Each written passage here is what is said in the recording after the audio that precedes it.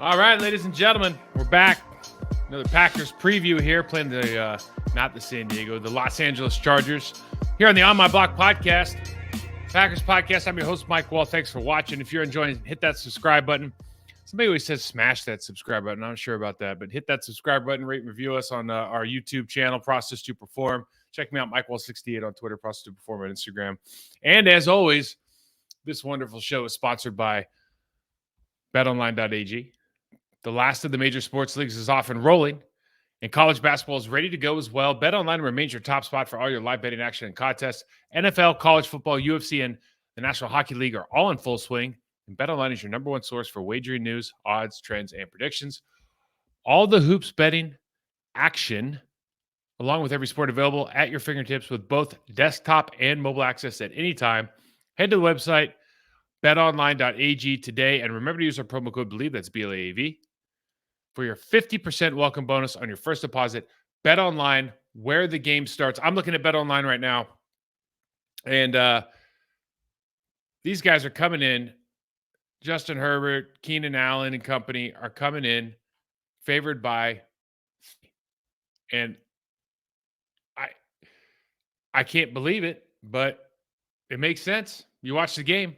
Over-under's 44. Makes sense. You watch this offense for the Chargers. They can put up some points.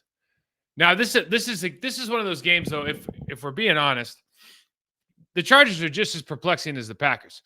Brandon Staley is he's on the hottest of hot seats, I think, now that maybe Frank Wright and Brandon Staley are probably on the hottest of hot seats right now. We've already had a coaching change, obviously, with the Las Vegas Raiders. This guy is in charge, the defensive head coach, Guru. They're giving up 393 yards per game, good for 31st in the league, and nearly 24 points per game, good for 24th in the league. And when you turn on the tape from the Lions game last week, it's one of the worst. I mean, it is, and the Lions are really good. The Packers are not the Lions on offense. But that is one of the worst, most physically dominated performances I've seen. Up front, linebacker play, second. I mean, it was an absolute dumpster fire. And when you look at NFL games and you're watching tape, you look at matchups, you look at some of the scheme stuff that they do, but then you get down to it, like, how are you doing against the guy in front of you? And there are multiple instances where guys are being carted off the side of the field by the other team, talking about the Lions, moving humans 10 yards downfield, 12 yards downfield. They scored a high school pop pass. I forgot who was calling the game. Somebody says, Ben Johnson's, I know Ben's a genius. He's doing an unbelievable job. I hope he gets a head coaching job. Well deserved if he does. They ran a tight end pop pass, the first touchdown I ever scored in high school. And I forgot who was calling the play, but they're just so enamored with the offense, and the Chargers look so bad on defense. The guy calls it just pure genius. And it's been interesting because you look at them on tape. They have Joey Bosa just signed a huge contract last year. Khalil Mack, one of the top edge rushers in the game for the last number of years. Obviously, we know him from Chicago. Derwin James Jr., Asante Samuel Jr. Like, they have guys that, at least from name recognition value, and the first three in particular are really good players. Those two edge players, they found a way. The Lions last week, there's a formula to kind of take them out of the game. Obviously, they're going to be a problem in pass rush, but this is one of the first games where you watch it and you go, you might be better off playing these guys in base and running the football, because you can get all you want in the passing game against their base defense, and they're not, like, they just don't hold up in the base 3-4 the way that you think they are or they should, as long as you can get hold of, really, Bosa in particular. Running at him is usually difficult. Wasn't as bad this game. Now you flip that and you look at the Green Bay Packers. They're 3-6. They're coming off a game.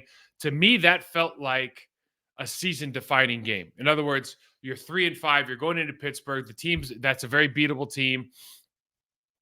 And you lose the game in the fashion in which you lose it. You give up 205 on the ground. You have a chance at the end. Doesn't work out the way you want it to. Kind of another lackluster performance from the offense. And it'll be interesting now, at least in my opinion. You're 3-6. You're out of the playoff hunt. You got a lot of questions to answer. You got a lot of things to look forward to as far as maybe 2024, if you feel like you're not coaching for your job, which I don't think they are in Green Bay. And now you start going, well, is Matt LaFleur going to start shuffling around some players? Are we going to start seeing some different looks? Are we going to start maybe shuffle around some coaching change? What is going to happen? What are they going to do to rock the boat to get more development and progress out of this group?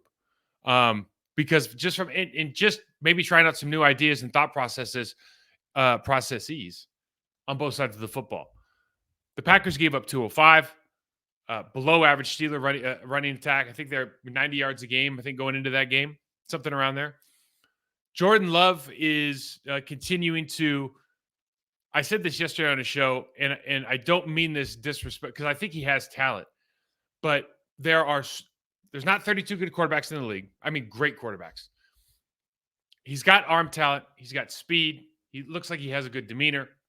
What happens to these franchises, and I don't think this is him necessarily, but I'm just putting this out there because I've been around this, is you've got a guy who now he's going to his fourth year, but it's his first year as a starter, and he's got enough talent. He makes enough throws where you close your eyes and go, he can be the guy. But there's a lot of stuff. He's the meat on the bone, man.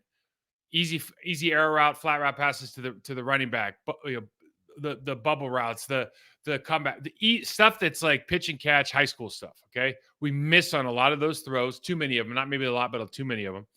And then there's some processing errors, pre-snap recognition stuff. We went over on film last week. You go over every week, and then some of the decisions that he's making, and a lot of it has to do with the receivers and running routes. We talked about the chair. I think he called it an Omaha pump, but it's a bad route. So what are you going to do? You shouldn't throw it. But there's enough of that where you start looking at him and you go, okay, is he going to be a great player, or is he going to be one of those guys that you call a 2-10-year quarterback, meaning that a second coaching staff comes in to try to get the most out of what you think is your franchise quarterback? So the next couple games, it'll be interesting to see from Goody's perspective, because he's already, like, you got rid of Rasul Douglas. Like, you've already made moves that kind of show like we're looking ahead. We're looking long term. This is the circle you can get into. The general manager and the personnel guys can go, oh, we're getting rid of these guys to think long term, and it kind of takes you off the hot seat, right? Oh, we're not worried about this year. We knew it was going to be this way. And then the coaching staff can go, well, what do you expect? Like, they just got rid of Rasul Douglas. They got rid of, Mercedes Lewis isn't here. Like, we don't have leadership in the wide receiver room. We don't have leadership in the tight end room. So it's this weird kind of circle of accountability where, it's like, who's on first? Well, they don't have the guys in the room to be leaders, so they can't learn as much. Well, yeah, but that's because we're looking towards the future, so it's okay. And everybody's kind of absolved of ultimate responsibility. And it's not that they're all factually correct and accurate. It's just in the moment, it's difficult because you are missing a Mercedes Lewis that could really help this team. You are missing an Al Azar to Randall Cobb professionals that know how to go about their business and get stuff done the right way. You are missing an Aaron Rodgers who knows how to prepare for a matchup and opponents and getting everybody on the same page, maybe better than anybody, certainly in the building right now. So you are missing a Rasul Douglas who was, appointed by or designated by the players on that team already as the glue of the secondary, at least. And then you go see how they're playing now. So there's a lot of kind of uncertainty the next couple of weeks. I think maybe the most important decision that they have to make, though, between Goody and LaFleur and everything, is if this is going to be the same group coming back to coach these guys and buy the groceries and whatnot, is Jordan Love showing you that he can be the guy that you're willing to invest in. And if that's the case, from Goody's standpoint or Mark Murphy, whoever makes these decisions, is this staff as it's currently assembled the right staff to make that happen? And I don't know that you find that out unless you ruffle some feathers right now, as far as what the operation you're going through. And I think we'll talk about some of that stuff a little bit later, but it certainly feels like right now, in terms of next year's plans, the clock's ticking. Let's talk about the Chargers defense first. So Dodgers defense, 24 points a game. They give up 24th in the league, 102 yards rushing, which is not bad, 12th in the league. They give up 291 yards passing, the worst in the league, the worst team in the league from a passing perspective. And so that rushing number, when you watch this Detroit Lions game and all the damage that they did up front, it's a little bit deceiving. I was on a show last night and they're like, well, the last 2 weeks they played like the Bears. I forgot the two worst teams in football, the Bears and the Jets. And they're like, yeah, we did really good against our defense did really good against their running game. It's like, well, it's the Bears and the Jets. Like, what do you think is going to happen? But you go up against a good team. It's kind of the Packers right now. You go up against a good team and the game looks a little bit differently. So statistically, the worst passing defense in football. Having watched the game last week, you would love to see Aaron Jones get 30 carries, 35 touches minimum. 30 carries, 30. They're struggling at every level. The best players on their team, I already talked about it. Bosa and Mack up front on the edges, and then Derwin James. This is one of the few games that I honestly believe the Packers should go into this game and say, we're going to run to the tight end. We're going to bring the other one in motion or put them next to each other and slip on the defensive end and just feature getting double teams from the, if it's right-handed formation, right guard, right tackle, and then left guard and center. We're going to get double teams there. The backside tackle's got to cut off. And guys, the movement that you see on this tape is going to make you a believer, at least for this week, that we can do something in the game and against base defense. Because if you leave them in base, right, what happens with Aaron Jones? He gets manned up on a linebacker. And their linebackers did not hold up well last week, and I do not think they'll hold up well this week against Aaron Jones. They tried to play man coverage earlier last week against the Lions, and they got absolutely dog walked for 24 points in the first half. So they switch up. They play a little zone.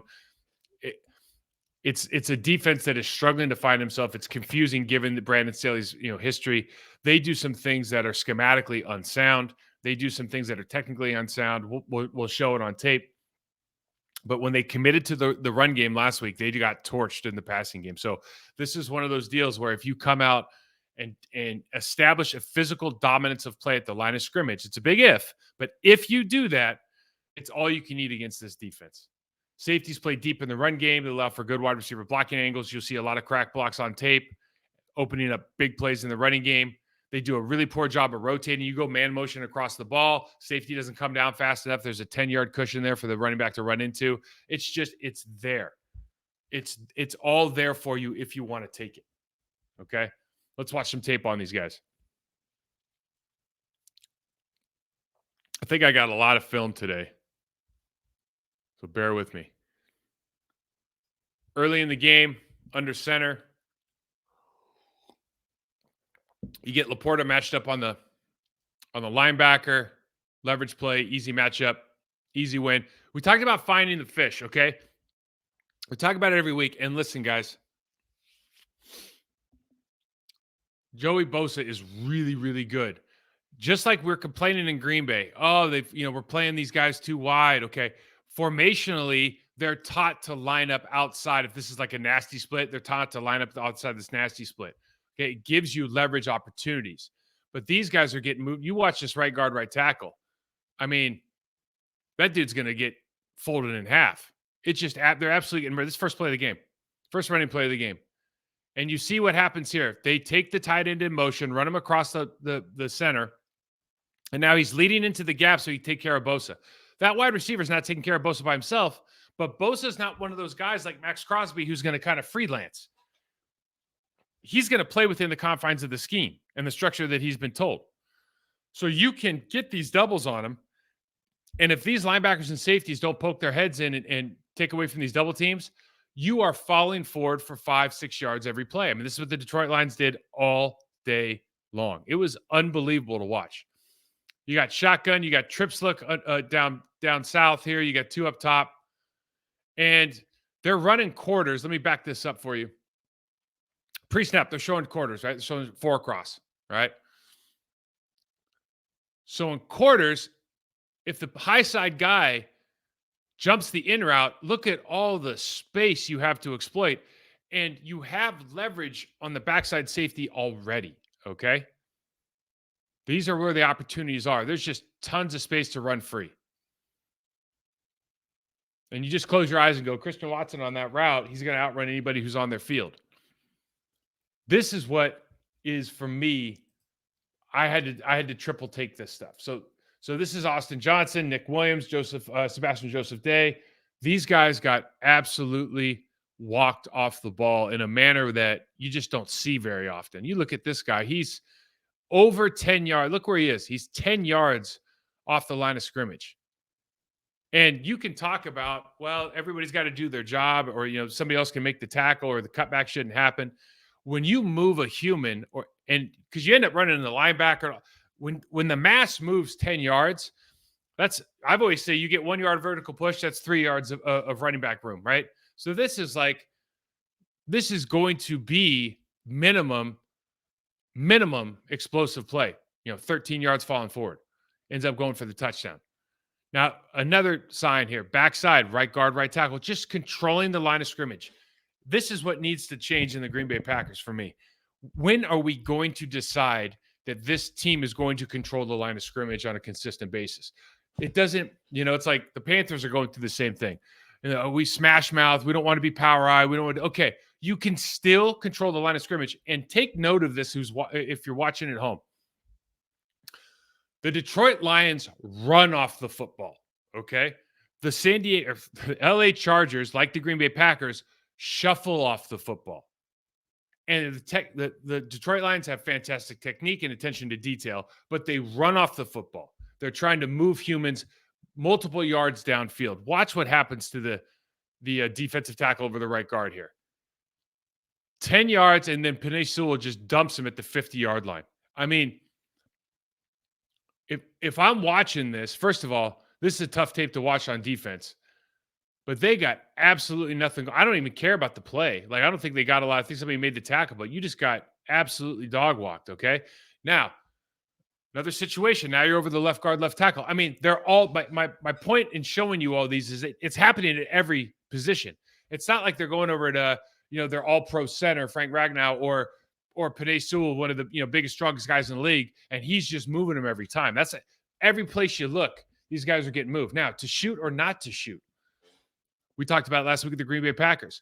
If you're going to stand back there and let my guy get double teamed, well, I'm going to double team him into your lap. Sometimes these guys shoot.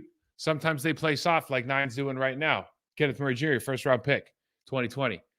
You're going to sit there and back up right now and not take a gap? What do you think is going to happen? Opportunities for the Green Bay Packers to actually move humans off the ball. This is the other thing they do. Run game. 6-man box. Obviously, you can see number 9's lined up over the center. There's space to fill that B gap on the left side of the screen, right side of the field with the safety. But the safety's 10 yards high. Okay? 10 yards off the line. He comes down late. It gives the receiver, and their receivers do work in Detroit, it gives him time to get the crack. Okay? So he's not there to fill the hole and get underneath. And then 32 Gilman missed a ton of tackles. If you looked at tackles, yards gained after attempted tackle in this game, it's got to be over 100. Well over 100. Green Bay Packers. Look at this formation. Imagine this is one of your short yarders all the fans are complaining about, and LaFleur, we'll talk about it later, but, started explaining 2 and 3, 2 down linemen, this whole thing. Okay. Same idea. It's not a 2 down, 3 down, 4 down lineman issue. It's an alignment issue. When you have a nasty split off the left tackle, you see the wide receiver, that linebacker is taught to be wider. Okay. That sounds good on paper because you can't get cracked. In reality, as you see here, if they run backside and he takes that cut, that linebacker can no longer get to the play. So everybody's right. Call it whatever you want. From an alignment standpoint, if you're going to line up outside the nasty split, you're in trouble. Big play, missed tackle. They tackled each other. I won't rewind it. All the way to the house, right? Over 100 yards after contact. It's insane. You see the same thing here from the safety. He comes down late. And so you get these, guys, you go, well, it's not an explosive play. It's a 7-yard gain. It's unnecessary. Love it. Right guard, right tackle. And this is another opportunity, just from a movement standpoint. This is Ogbonia. He's a 5th-round pick last season. You're playing 2-eye, and the Packers have to look at this and go, if we run off the football, okay, we can capture a 2-eye with our tackle. I mean, that's big time, right? And even if he gets pushed, like, he got beat, he got knocked on the ground, you got 6 yards, guys. We would die for 6 yards right now.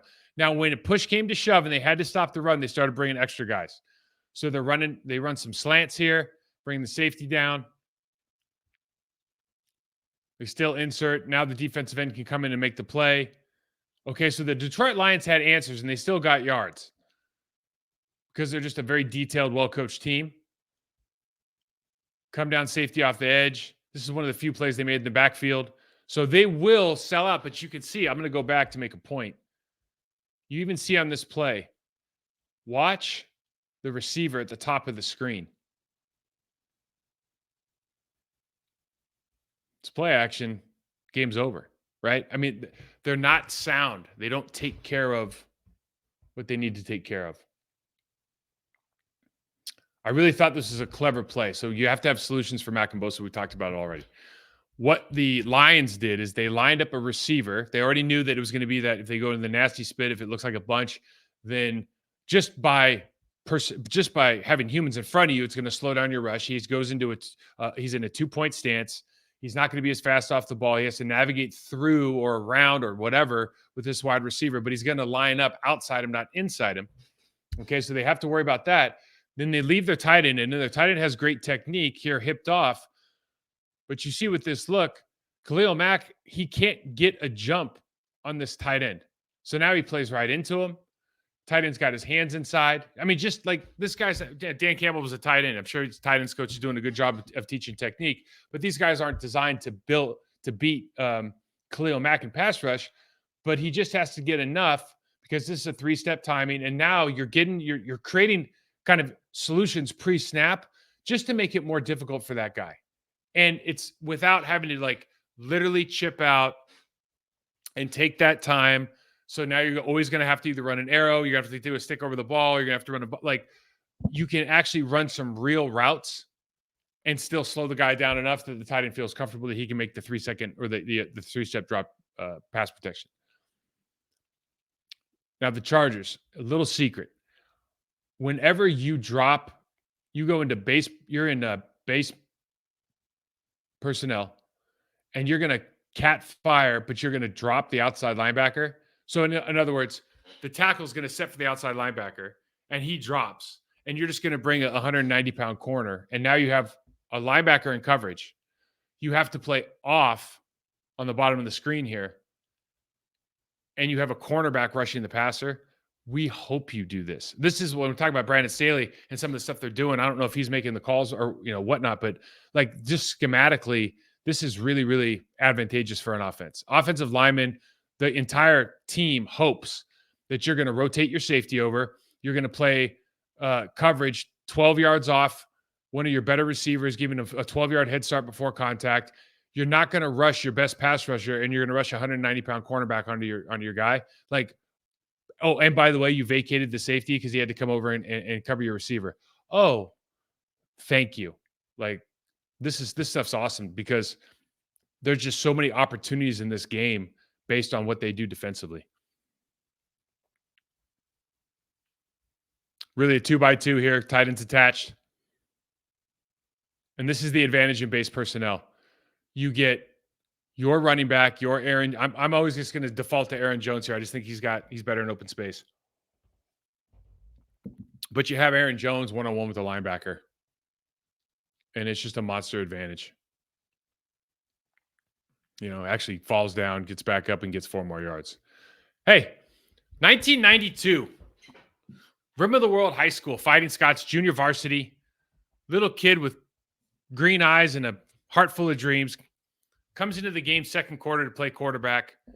They call it tight end pop pass. Not like green right tight, blah, blah, blah. They call it tight end pop pass.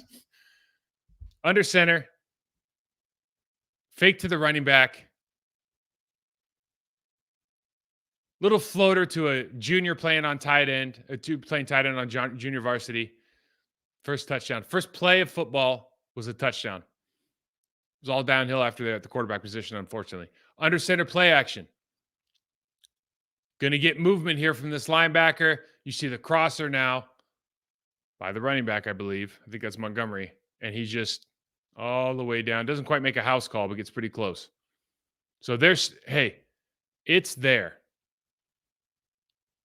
From an offensive standpoint, the Green Bay Packers have to be looking at this game and just saying, like, man, if we can be aggressive, if we can be technically sound, if we can move humans and control the line of scrimmage, our skill position players are going to have success against whatever they bring. And there's answers at every level. So I would be really excited if I was the passing game coordinator for the Green Bay Packers at the opportunities this game could present. And I would not be angry at all if we stayed in base all day, because I think you can run in base just as easily as you can do anything else. And I think it gives you a marked advantage with Luke Musgrave in the game with Aaron Jones. I think it gives you a marked advantage against their secondary. All right. Let's talk about the Chargers on offense. 26 points per game, 7th in the league. 350 yards per game, 11th in the league. 100 yards rushing per game, 22nd in the league. And 250 yards passing in game, good for 8th. Listen, Justin Herbert is a unicorn as far as talent. He might have the strongest arm in the league. There's going to do some stuff on tape you're going to be blown away by. This is really a two-man show, okay? This game is about Keenan Allen, who's, I think, leading the league in receptions, and Austin Eckler out of the backfield, okay? How do you find a way to slow down, in particular after last week, Keenan Allen?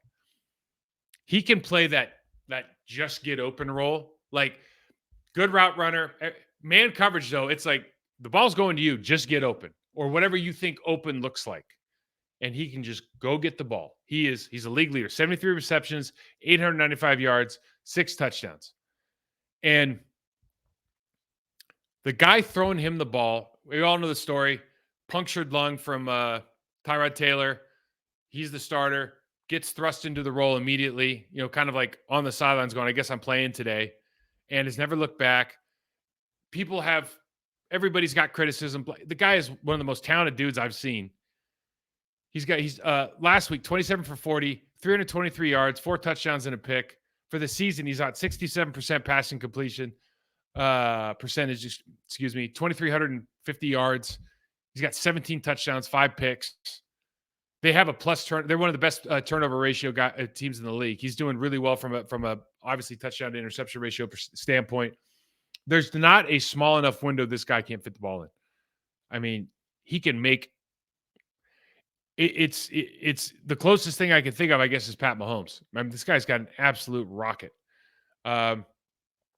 It feels like watching this team that they do better when they're down. It's like, okay, we're going to try to run the ball. We're going to do blah, blah, blah. They've got 2 first-round picks on the left side, Zion Johnson and Sean Slater, who's one of the best tackles in the league. So they've got, listen, Corey Linsley being all his health medical issues is terrible. Will Clapp, who's playing behind him, opportunity there. Okay, not great. It feels like this team, when they get down, it's like, okay, we're going to stop doing that. We're going to go 5 wide, shotgun, Herbert. You guys pass pro, dude, get these guys open and make plays. And we'll watch some tape here. They love to attack intermediate zones. They're hoping for man coverage. I mean, they're hoping that you put Eckler on a linebacker. They're hoping that you put Keenan Allen one-on-one with anybody. I mean, please do. If they see it, they're throwing it, and there's nowhere he can't throw it. I think that Kellen Moore has come over, and the one thing you can say is, just from a concept standpoint and execution standpoint, they do a very good job of creating space for their stars. Like, their star guys are getting the matchups that they want, at least in the last game. They're getting the matchups that they want. They're really good in the screen game. Eckler's a great screen player. They're athletic on the up front of the offensive line. And this is one of these games where if you have a rush plan against Justin Herbert, in my opinion, it's got to be up the middle. You bring pressure up the middle. 1, because that center is vulnerable. 2, because he doesn't throw well off his back foot, and he can go either direction. he can run to the left, flip his hips, and throw an absolute dart. He's got an absolute cannon. So let's watch some of this stuff. Number one for the Packers defense, attack these tight ends. This is the kind of physical play you see. This, I think this is Aiden Hutchinson against their tight end. Oh, that's not Aiden. Sorry. That's 79. But attack the tight end, be physical, be the first to contact. This is why, like, I'll bring it up just because people are talking about it right now. Aiden Hutchinson is in a 2-point. That's his prerogative. We're in a 4-point here. What is the advantage of being in the 4-point? Your hips are lower. You have better leverage. Pad level's lower. Right? You can strike low to high. You have more power. You're more of a coiled spring. That's the advantage. Now, what's the disadvantage? Awareness, lateral movement. There's some things that aren't what you want. But if you want to get down and dirty and be able to attack this guy, you're not going to attack him in a 2-point as well as you can in a 4. I want you to notice too, and this is just kind of interesting, I think. Left side's good. They're good, not a bad offensive line by any means.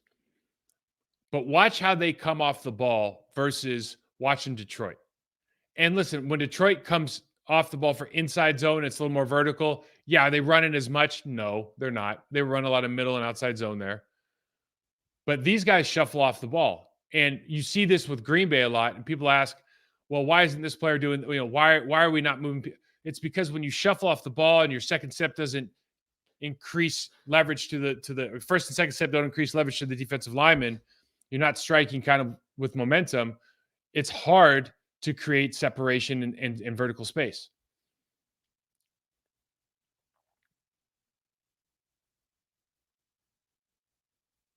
We look I think this is on the backside here. So we do a lot of stunting and everybody, it got called out a little bit on TV last week, and we've been talking about it for weeks and put you in a weak position. But watch Anzalone for the linebacker for the Lions here, because he comes downhill so violently right here into this gap. Gerald Everett, who's not going to play, he's a good receiving wide receiver from Seattle, or tight end from Seattle. I don't think he's playing this week. It's good for the Green Bay Packers. He's a good player.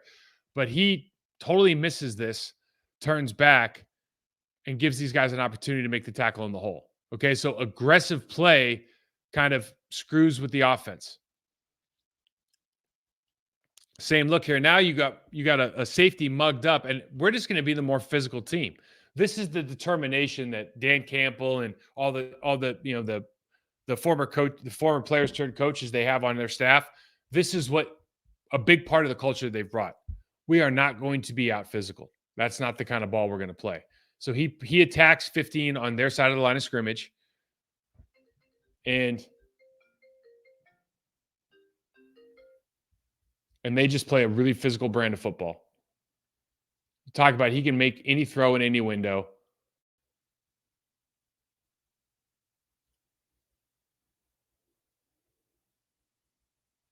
Simple stuff.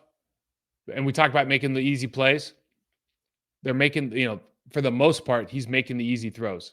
Again, we show the two-man. We're talking about two-man stuff. So you get in the screen game here with Eckler, and just look at the play speed and kind of the elusiveness that Austin Eckler has. And this is the problem. They do a good job of getting their linemen out into that space. They're going to be able to pick up that man coverage, right? You have to be forceful and decisive. We've seen it a lot over the last couple of weeks. Rudy Ford last week, very decisive, spiking through and making a play. The week before, we hesitate. We get blocked by the offensive lineman because we're just hesitating, and now they go off for a big play. Like, it's just how you approach the game is going to determine the terms of that confrontation. We got a 3-by-2 empty. They motion down, and they're just trying to get Eckler open, right? So they motion down. They go inside release with their point man, which forces that the top hat player to play outside, to continue to play outside leverage. Eckler goes underneath. And listen, when you're in this position as a defender, you're actually in a pretty decent position from a leverage standpoint as far as being able to chase this guy down. Now, you're beat, right? He's made the play, and he's going to get a couple yards, but you feel pretty good about this. But Eckler's a special player. Just hits the e-brake, ducks underneath him. He's small, and goes and picks up 10 more yards. Okay, so this is what you get. The after catch performance for him is really high level. You got a 3-by-1, and it's like Justin Herbert. I want you to escape to your left, flip your hips, and just throw a dart to your number one. It's like, no problem. I can do all that. Check, check, and check. No problem. The guy can make throws. So you have to know where these players are. They'll throw to the other guys. Their other two receivers, first round draft pick, actually, Quentin Johnson and then Jalen Guyton last week, both had good games, right? And they're building. They're building. But really, when you talk about this team, you don't want Keenan Allen to beat you. Now, they motion across, and the Lions show zone, so they know that this tight end is now going to be covered by this safety. Why is that important? Well, because all he has to do is cross the safety's face, and you have all kinds of space back here for your number one to play outside leveraged cornerback into the end zone. This is a play without Eckler in the game. This play doesn't work. There you go. Toss crack. It looks all kind of a jumbled mess. He ends up dip diving and dancing like he's playing dodgeball for a 9-yard gain. You look at this from the end zone copy, and it just is all kinds of bad. Number one gets lit up, gets in the tackle's way, and Eckler just, I said it must be a drowning pool concert, man. There's bodies everywhere, right? Bodies hitting the floor. I mean, bodies down, outside, bodies down, bodies. I mean, guys are just missing. He's just making people. He's that kind of player. So you show zone here. Show zone up top. You got trips. When they show zone, they know that cross. If they're going to run a shallow cross with the inside slot receiver here, he's going to have to get picked up by that linebacker. It's a matchup that they like. And you see the way that he runs it, he turns it into a foot race. So he doesn't immediately go across. He goes up, up, up. And now he hits it after 5 yards and tries to run right across this guy's face. They clear out on the downside. Easy pitch and catch, first down. Right? I like the way, from a detail standpoint, that their passing game works. Got their bunch look, and they've decided to go man. And this is where Keenan Allen makes his money. They put the receiver on top in man coverage, but that safety's got a hold. And all they do is a little stutter step with Keenan Allen, and they just throw the fade. They got a ton of space out here. Herbert can put it kind of wherever he wants. The safety's not going to be able to get there. Another big play in this game. They passed for almost 350 yards, and he had a lot of them. These kind of plays, he's not going to miss again. Now, I'm saying that from two standpoints. One, when safety covers over the top, because we have the bubble motion from Keenan Allen, now you've got single safety, and he's over on the numbers to start, on the high numbers. So you got this tight end open, but more importantly, you got the Texas route with Eckler, and there's nobody in the middle. If Eckler catches this ball, the next person to touch him maybe is that linebacker on the 40-yard line. But my point is, they're doing a great job of scheming guys open, and there's answers everywhere. Okay, and that linebacker bit hard on that Texas route. So he misses this throw, but, if you're watching, the Packers are watching defense, it's like you have to be aware of what they're trying to do. Lindsey's out. Will Clapp's in. You just got to take advantage, I think, of this. He's not particularly strong in the run game. He'll turn his we'll see this attack with middle pressure we talked about before, because he'll turn his hips. He can get picked. He doesn't kind of punch and get back, stay square to the line of scrimmage at times, plays a little bit high. So he's one of those guys that, I'm kind of trying to focus on putting somebody over him, making him move, making him redirect. And I think that's one way to get pressure up the middle. Again, this kid's good at everything, but when he releases, he's fast enough to outrun your defensive ends. He can throw far enough to make any throw on the field. You kind of want him backing up and throwing off his back heels. You got the trips look here again. And, I mean, you talk about this window throw. He just rockets this thing. and you think that safety, it doesn't. It kind of defies physics, man. Like you shouldn't be able to make that toss. You got Twins look upfield, and what you love about this is they think they have this covered. The corner immediately knows he's made a mistake. Ball's gone, and then this guy's got he's an underrated receiver. He plays for a team that is, while it's in a big market, it's not the top team. They've never just had this great fan following. This is one of those games where if it was in San Diego, there'd be more Packers fans, or LA, be more Packers fans in SoFi than there would be Chargers fans. But this kid Keenan Allen's an unbelievable football player. We really got to be aware of it.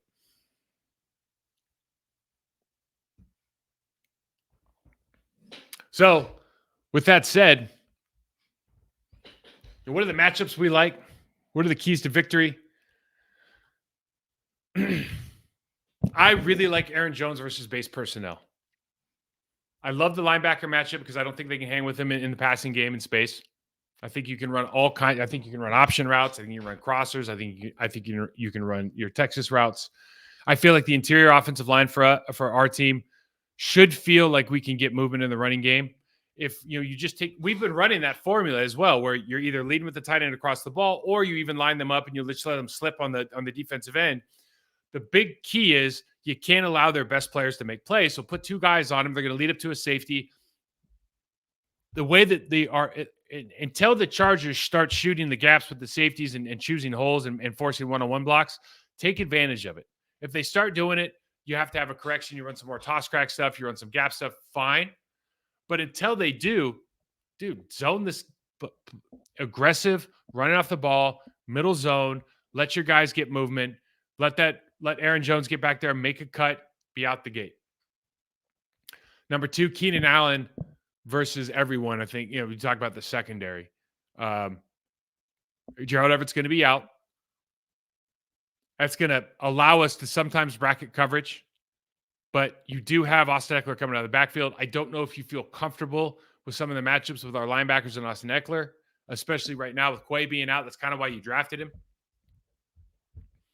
Jalen Guyton and Quentin Johnson are the TCU kid are still playing, are continuing to evolve, but there are guys that can make plays in the passing game. For me, you just don't want to see Keenan Allen have 150 yards and 3 touchdowns in this game. And he's the kind of guy that can actually do that.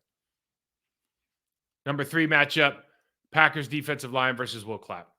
Right? You really their interior offensive line. But when I look at the game, I go, that's the guy. I think Zion Johnson's good.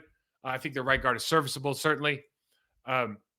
Will Clapp plays a little bit high, turns a little bit into I think if you put somebody over him and make him move, I think you're the pick stuff. I think you're just going to feel good about it. I don't know how good he is at getting movement. A lot of shuffling in that interior offensive line. So you don't expect them to actually move humans off the ball at a very high clip.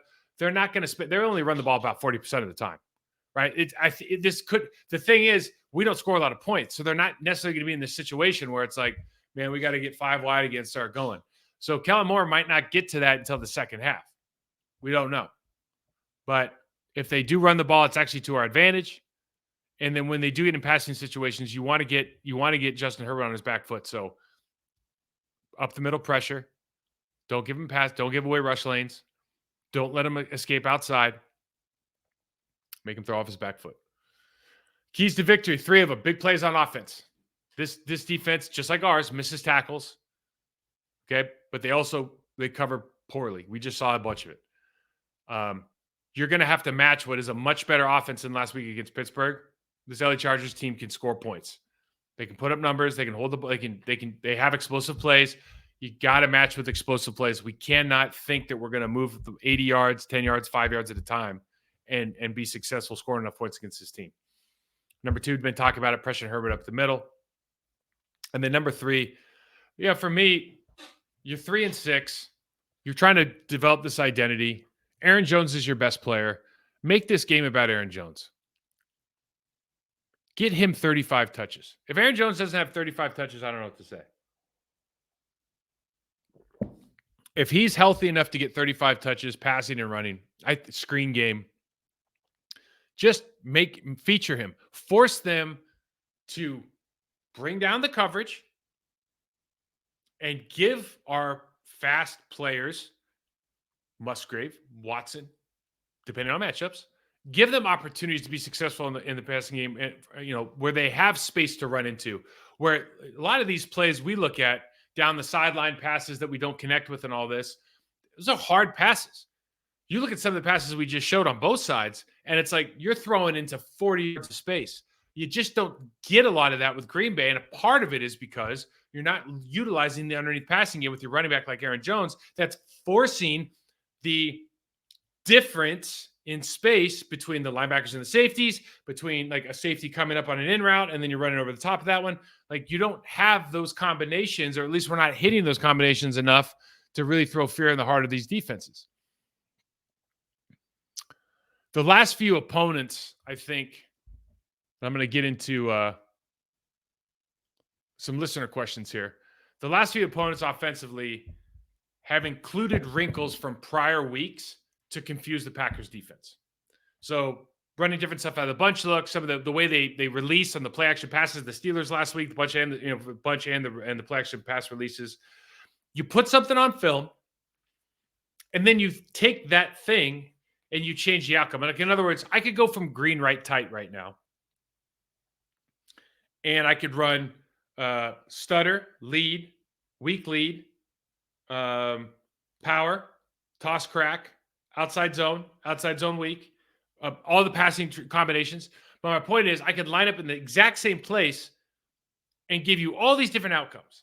And too much, oftentimes you look at teams now and it's about we're trying to repackage the final play. Like in other words, we want to run double scissors and we want to get 4 different formations of personnel so nobody will know what we're doing. And that's part of the game, and it's super important, okay? Because if you know the scheme, if you line up in one formation with one personnel group every time, 2 by 2, and you're running double scissors every time, it's going to be too easy to defend. I get that. I think this is the part of the ball that as an organization, you have to think a little bit further and start going, let's create multiple options from the same look. Lead, gap, toss crack, split flow, weak side run. You can all run that from a single look. And that's what teams are doing to us a little bit. And that's what you'd like to see. And listen, every team does this a little bit. I'm just telling you from a player's perspective, that's one of the most frustrating things is when you keep seeing the same formation or look and you have no idea what they're going to do this time. You have no idea. So let's get that idea moving a little bit, I think, as we go forward. Now, I have a couple listener questions. I actually have a lot of them. I'll get to as many as I can here. What goes into the first 15 plays? We talked about this real briefly on another show. I think we might have talked about it here, but basically, first 15 plays, things you want to show for later. What personnel groupings and schemes and fronts, formations, rotations are they going to do based on what you do? So if I go into 11 personnel and I've got 87's not my X, he's going to be my Z receiver, or I move guys around. I start motioning people over the ball. What are they doing in the back end? How are they rotating? Are they playing zone to that? Are they playing man to that? Are they going to match up with dime? Are they going to match it with nickel? If we go into 12 personnel, they're going to play base. Are they going to play in their base defense? Like you're trying to get that information, but you're also trying to run stuff that is going to work because you want to strike early. So you're trying to run stuff. You're trying to run plays that that your players already know they're going to be run, and you can execute at a high level. So there should be no questions about what you're going to do at every position. Like I'm playing X receiver on play. This is my route. This is my check. This is my hot. This is the audible. I know everything cold because I got it the night before. You got to feel good about that. But you're also as a coordinator, you're trying to figure out, okay, this is what they're doing against this look. So now we want to make some adjustments. Somebody asked what's wrong with the pass rush. I don't remember what we're ranked from a pass rush standpoint, but I will say this. If you really just sat and looked at our team, who's the pass rusher? Rashawn Gary. Who's the next one? Preston Smith's a good defensive end, but Preston Smith hasn't made money in this league because he's a pass rusher. You don't have an interior pass rusher. You didn't ever hire one, right? Devontae Wyatt, maybe compared to, he's not as good as his counterparts at Georgia, but I think coming out, everyone thought he had a little more wiggle to him. Maybe not the kid from this year, but maybe I'm talking about Davis from last year. But, Kenny Clark's never been a great pass rusher. He could have been, but you didn't give him that time to develop because you played it in nose tackle in the 3-4. He could have been a great 3 technique pass rusher, penetrating player, but I don't know if he's that now because that's something you got to work on in the offseason all day long. So you don't really have those guys. So, and you don't bring a lot of pressure. Like you were bringing Quay a little bit more last year. He's hurt now at the end of the season last year, but you don't have those guys. So you don't really, from a personnel standpoint, have guys that like Rashawn Gary is a dude that you got a game plan for now, I think, because he is pass rush win rate is probably pretty high. The thing about Gary is he gets to the height of the quarterback and he'll keep going sometimes. So in my opinion, he's giving away a lot of free plays and pressures to the right tackle by not pressing the pocket and collapsing that pocket when you get up to the top of the rush. But I think, basically, I don't know if you have the personnel to do what you want to get done. These other guys, and Igbari is developing. I think they just brought in Justin Hollins. These guys are going to get a play here and there, but are you sitting there going like, this is a Joey Bosa? This is a TJ Watt? Absolutely not. Right? Is it Danielle Hunter? Absolutely not. It's just not. They're not those kind of guys. My good friend Paul Swatzel asked, can Chargers win with Staley as coach? Paul, they're favored by 3 or 3.5 3 points. And listen, Staley's in the hot seat for a reason. It's inexplicable that a team that's run by a defensive head coach is that bad on defense. And they have been, I think, for the last couple of years. And they've got some real dogs on that team. Usually when you have 3 guys that you would consider all pro caliber players, which they do, you're going, we're going to be okay. And for whatever reason, they are abysmal, especially in the passing game. So can they win this week? Absolutely, because I think the offensive firepower. But I would expect the Green Bay Packers to finally put up more than 20 points. Why are we so bad against the run on first and second down? Alignment. Listen, all of this is a function. We talked about it last week. All of this is a function of the philosophy of the team. I just showed you some alignment issues that the Chargers have that mirror what the Packers are kind of going through right now in some of the conversations they're having with the media. But ultimately, you don't necessarily have players that match what you're doing. In my opinion, you don't have guys in the middle linebacker position that are great in a 3-4 defense. You don't have penetrating, and you're not playing a penetrating defense, at least in base. Kenny Clark is not getting the kind of disruptive, he's not the disruptive presence necessarily that he has been over the last couple of years. And we miss a lot of tackles. Like we missed 16 tackles last week. So if you want to be bad at something, that's a pretty good formula. I think the number one thing for me, though, is evaluating, does your personnel match what you're trying to do schematically? Somebody asked me to evaluate John Runyon Jr. up to this point. And here's what I've kind of always said about John, and my opinion really hasn't changed this season. And I don't think John is going to take any insult from this, because I would put, you put a lot of people in this category. I think he's an average physical talent. He's a marginal talent, whatever that. He's not a jumps off the screen physical presence. Okay. If John wants, so he's played, like he's a starting player in the National Football League for the Green Bay Packers. It's a big deal. If he wants to be better, then he has to change the way he goes about business, because when you're an average talented guy, you can't have passive footwork. And he does not. In other words, he is always kind of shuffling into contact like he's Zach Martin, but Zach Martin's 330 and can squat the house. He's a unicorn. Okay. You need to be aggressive. Second step downhill, second step strike, same foot, same shoulder, body angles, all of the momentum, hands inside, punch and extend, all this, like the basics of the sport, you got to be really, really high level at to get those like kind of eye-opening plays. I think he does a really good job at kind of being, I don't want to say serviceable because I think that's disrespectful, but he's almost like an afterthought. Like you're usually talking about Myers or how's this guy? Okay. Who's going to play left tackle? For me, I just think you could get more out of, he can get more out of his body. And I think you have to do that by just being in my mind, I'm going to get my footwork this way, and I'm going to get my hand placement, body position this way, so I can be more aggressive at the point of attack consistently. Because you see plays where, like, dude, if he's got a shot, he'll take a shot on a guy. Like, it's not like he's a football player. His dad was a football player. He knows how to play this game. He loves this game. He respects it. He plays hard. I just think he can get more out of his body if his body angles and footwork and hand extension and everything were he played with a little more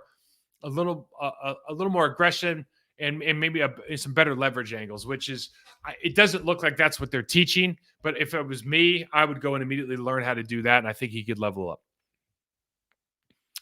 Last question. What do you need to see from this team to get excited? Talking about the second half. It's a good question. And for me, it's always about I just like watching players develop. That's it for me. It's really that simple. I want to see players playing better. And what you have to understand now, what I'm always, whenever you're looking at the guys that I work with on their teams, you look at the Packers, what is a function of the coaching staff is forcing them to do it this way versus he doesn't think about the game necessarily in that aggressive manner or he doesn't have the tool set to perform at the level that he needs to perform. Interesting. Shanahan had a comment. Somebody asked him a question about a quarterback coach in the offseason or something, and he kind of shrugged, oh, that's a strength conditioning coach. And it's like the guy went back. He's like, no, he's a quarterback developer. That's what he is. And then Shanahan basically went into that's two different things. And it was a really interesting point that he made. I was surprised that he said it. But he said essentially, and I'm paraphrasing, that guy's working on X, Y, and Z in the offseason, okay? We're working on, this coaching staff's working on football, how to beat the other opponent, we're game planning, we're scheming. We're not working on improving the guy's footwork. And I thought it was super interesting because I would sit here and say, if you can improve the John Running's footwork and technical ability, the plays that you're trying to win on are going to be that much better. The problem is, I think another way to look at it is they only have so many hours in the day, and they're worried about the next opponent, how to game plan and scheme for that opponent. They're not sitting here going, we really got to make sure that step is precise. Whereas somebody like me, for example, there's the guys like quarterback, guys that are worried about individual player performance are very, very concerned with that guy getting his footwork right. And the end product, the player, is not involved in the game planning. And so he has all kinds of the time that he does have, he can use to be more detailed, but it's not coming from this side, if that makes sense. It's not coming from the team because, like Shanahan said, the coaching staff's worried about some other stuff. So it's always interesting to me, that dynamic of why would you not have people in the building that are helping these guys through this now in concert with what your coaches, your coaching staff, or the real coaches, whatever you want to call them, are in concert with what they're trying to accomplish from a game plan standpoint. That's how you get the most out of your players. That's why some guys go hire guys outside and you see them that's why they're really high performers, because they get all this extra kind of information about their game and the people that they're playing that makes them have a real unique advantage on Sundays. But longer conversation for another day. Listen, guys, this is going to be a close one. I think the 44 over-under is super interesting if you're a betting guy. I might go to betonline.ag. I saw ESPN just came up with a betting thing too, but we don't like that because we're a betonline team. But I might get online and place a couple on behalf of my my fantasy football league, because we don't actually worry about our fantasy teams. We just worry about the parlays that we could throw out or throw our money at. I guess that's how it keeps us all together, because we're a bunch of degenerates. If you're enjoying the show, please do me a favor, hit that subscribe button, rate and review us, leave me comments, questions. I try to answer as many as I can, and I hope everybody's enjoying the show. Find me on Mike Wall 68 at Twitter, Process to Perform on Instagram. Good luck this weekend. Enjoy it. Talk to you on Monday.